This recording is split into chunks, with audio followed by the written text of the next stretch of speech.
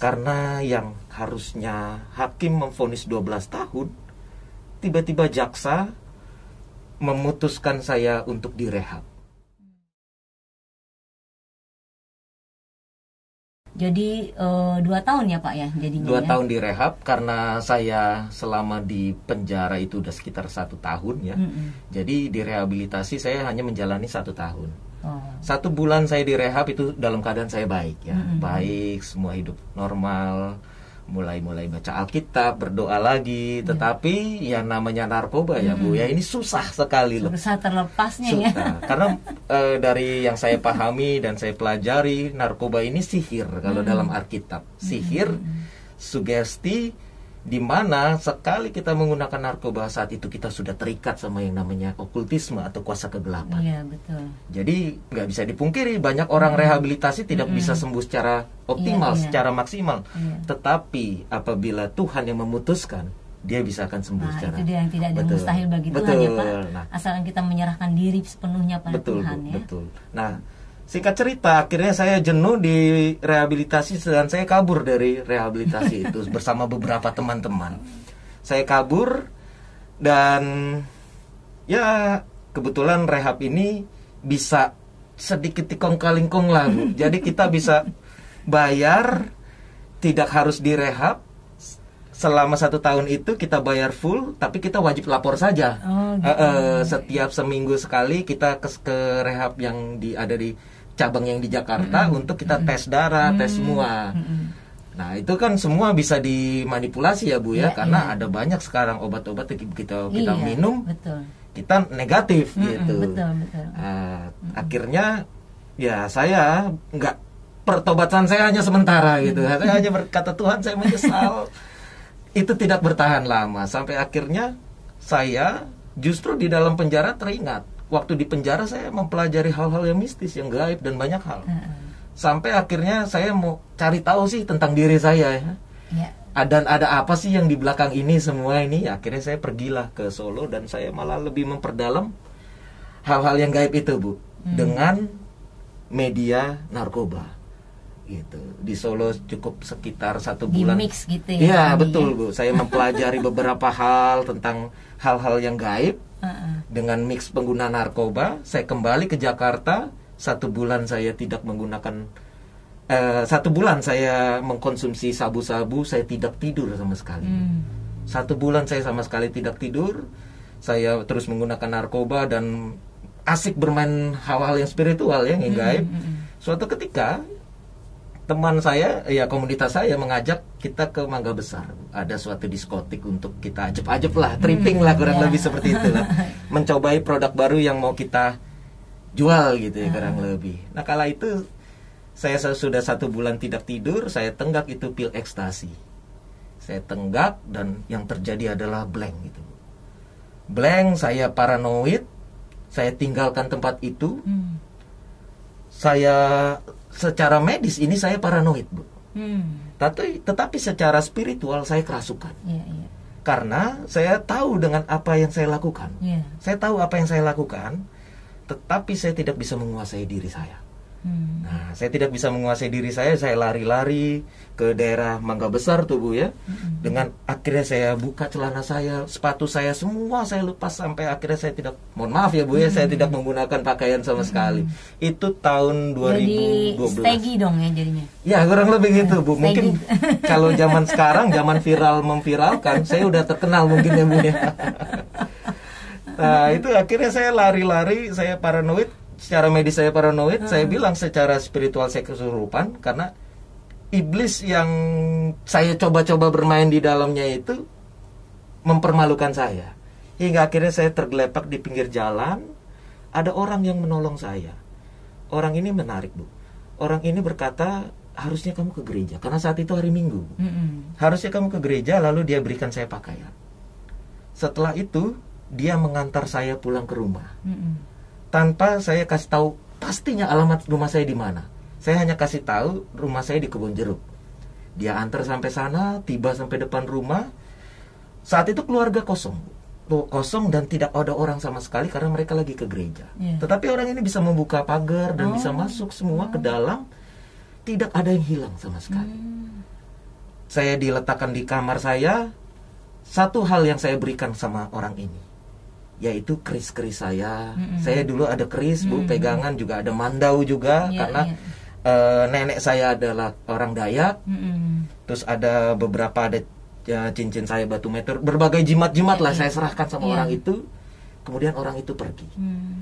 Setelah itu sampai sekarang saya tidak pernah ketemu orang itu, dan saya yakini bahwa Tuhan mengutus hambanya untuk menolong saya. Dan saat itulah pelayanan pelepasan saya. Tuhan melakukan pelayanan pelepasan kepada diri saya dengan setan-setan yang sudah sangat banyak dalam diri saya, Bu. Nah itu setelah selama 1 bulan itu saya kayak orang gila, Bu. Keluarga saya sedih, ketakutan. Saya kadang-kadang bisa paranoid, bisa ngelihat sosok cahaya putri saya kabur. Saya ketakutan, diganggu setan. Tiba-tiba ada patung di rumah bergerak terus berbicara sendiri, kan saya takut tuh, Bu. Mereka mengira saya gila. Saya gila. Tetapi hati kecil saya berkata, Tuhan, saya menyesal. Tuhan, saya menyesal. Saya menyesal. Lambat laun, pelan-pelan semua itu hilang. Tuhan pulihkan saya kembali. Amin, amin. Tuhan pulihkan saya kembali. Saya tidak bisa melihat hal-hal yang menyeramkan lagi. Saya pernah ketindisan juga saat itu, ketakutan sekali. Dan bahkan saya merasa Tuhan ninggalkan saya. Tetapi ibu saya berkata bahwa apapun yang terjadi, sejahat seburuk apapun, kalau Tuhan sudah mengasihi kita, Tuhan tidak akan pernah meninggalkan kita. Amin, ya, benar. Seringkali malah kita yang meninggalkan Tuhan. Nah itu saya pahami, saya yang meninggalkan Tuhan dengan malah lari ke gaib-gaib, ya, Bu, ya. Tetapi akhirnya Tuhan pulihkan. Puji Tuhan. Karena saya berkata, Tuhan, saya menyesal. Akhirnya saya dipulihkan, dan ya saya mulai ke gereja lagi, mulai baca Alkitab lagi, mulai hidup baru, mulai meninggalkan itu semua hal itu lagi. Tetapi nggak bertahan lama juga, Bu. Nggak bertahan lama, itu cuma sekitar 2 bulan lah. Nggak bertahan lama, dan saya terjebak lagi dalam dunia itu. Jatuh bangun ya. Betul, Bu, betul. Ya kalau orang Jawa bilang saya dablek lah ya, Bu. Karena memang komunitas saya menelpon saya lagi. Wajar karena sudah masuk dalam lingkup situ, betul. Mereka takut nanti saya malah lapor polisi, membuka aib atau apa. Betul. Jadi, dan ditambah saya nggak punya uang saat itu, Bu. Habis-habisan. Hanya itulah yang bisa saya lakukan, dan saya butuh itu narkoba lagi, ya. Akhirnya suatu ketika saya terjebak lagi, jatuh lagi dalam pengedaran dan pemakaian narkoba. Titik pertobatan Bapak di tahun berapa tuh? Gini, Bu. Jadi setelah saya sudah sembuh, tapi malah masih mengedarkan. Sudah sembuh lah secara spiritual saat itu, tapi masih mengedarkan. Ibu saya mulai khawatir, ini bener nggak ya anak saya sudah lepas? Karena biasa pengguna narkoba tuh banyak akalnya, Bu. Betul. Banyak akalnya, dan manis sekali mulutnya untuk meyakinkan seseorang, gitu ya. Suatu ketika saya diajak makan, dan ternyata di situ ada seorang pendeta. Itu saya dalam keadaan haid, Bu. Sedang keadaan lagi dalam keadaan bahasa prokemnya sakau lah, ya, Bu, ya. Lagi nge-fly, ya. Saya bertemu pendeta itu, dan kami ditinggalkan berdua. Akhirnya disitulah saya curhat sama pendeta itu tentang keluh kesah saya, banyak hal. Dan pendeta itu hanya berkata, untuk menerima keselamatan dari Tuhan, tidak cukup Kristen dari kecil atau ikut orang tua. Tidak cukup mengenal Tuhan Yesus hanya di pikiran saja. Harus menerima Tuhan Yesus sebagai Tuhan dan Juru Selamat. Sehingga saat itu juga kita dibaptis roh oleh Tuhan Yesus, sehingga kita menerima Roh Kudus. Walaupun dalam keadaan sakau, ya, Bu, ya. Dan saat itu setelah ketemu pendeta itu, saya masih menjual gitu, ada orang yang membeli. Tapi pendeta itu sempat ngomong ke ibu saya, meyakinkan, Bimo tidak mungkin melakukan lagi. Kalau dia melakukan lagi, dia pasti mati, begitu, ya. Tapi saya tidak menghiraukan. Tetapi Injil yang diberitakan, saya tanamkan dalam hati saya. Nah, berjalannya waktu, benar, Bu. Suatu ketika saya lagi santai-santai, itu saya lagi sadar, ya, Bu, ya, dalam keadaan tidak menggunakan narkoba. Tiba-tiba mencong ini saya, Bu. Mencong dan kesakit sekali, sampai saya diberikan obat, ditaruh di bawah lidah itu. Saya dilarikan ke rumah sakit. ke UGD, ternyata saya terkena stroke. Terkena stroke. Itu sakit sekali, dan saat itu saya berkata, Tuhan, saya menyesal. Yang keempat kali, Bu. Setelah yang pertama penjara, gila, ini yang terakhir saya berkata, Tuhan, saya menyesal. Untung Tuhan panjang sabar loh. Panjang sabar. Kalau saya yang jadi Tuhan, ya. Kalau saya yang jadi Tuhan, saya gamparin. Ya, betul. Ya. Kemudian, Bu, di situ saya juga mengingat penjahat yang ada di samping Tuhan Yesus. Di akhir hidupnya diberi kesempatan oleh Tuhan. Sehingga saat itu saya berkata, Tuhan, saya menyesal. Tetapi kali ini saya berkata, ada selain kata menyesal, saya berkata, mulai hari ini saya serahkan hidup saya kepada Engkau, Tuhan, dan saya terima Tuhan Yesus sebagai Tuhan dan Juru Selamat saya secara pribadi. Amin. Wow, luar biasa ya saudaraku. Dahsyat. Tidak ada yang mustahil bagi Tuhan ketika saudara menyerahkan diri kepada Tuhan sepenuhnya. Walaupun bolak-balik mengalami proses jatuh bangun, balik lagi kepada kegelapan, tapi Tuhan tidak pernah tinggalkan kita semua. Amin, ya. amin.